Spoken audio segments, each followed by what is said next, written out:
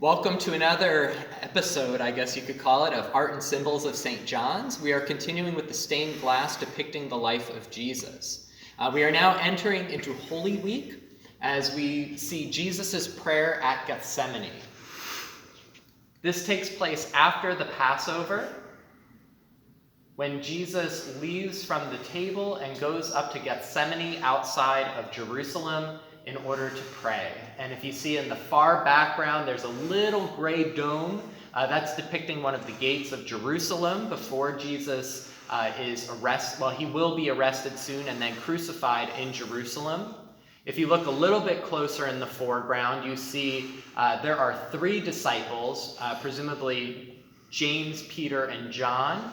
And they fall asleep, which we'll hear just about. They are not able to stay awake with Jesus at this time.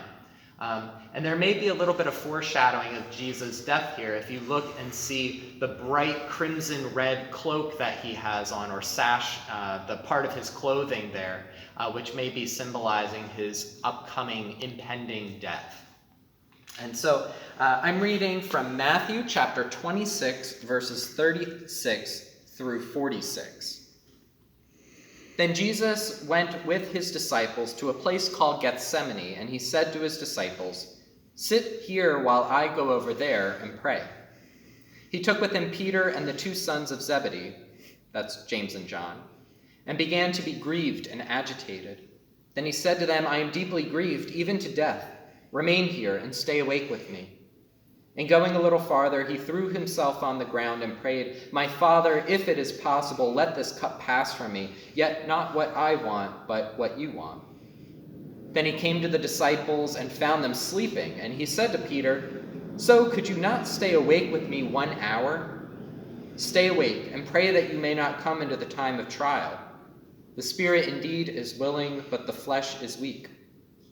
Again he went away for the second time and prayed, "My Father, if this cannot pass unless I drink it, your will be done." Again he came and found them sleeping, for their eyes were heavy.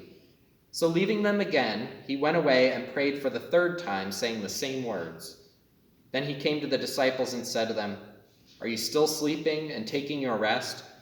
See, the hour is at hand, and the Son of Man is betrayed into the hands of sinners. Get up, let us be going. See, my betrayer is at hand."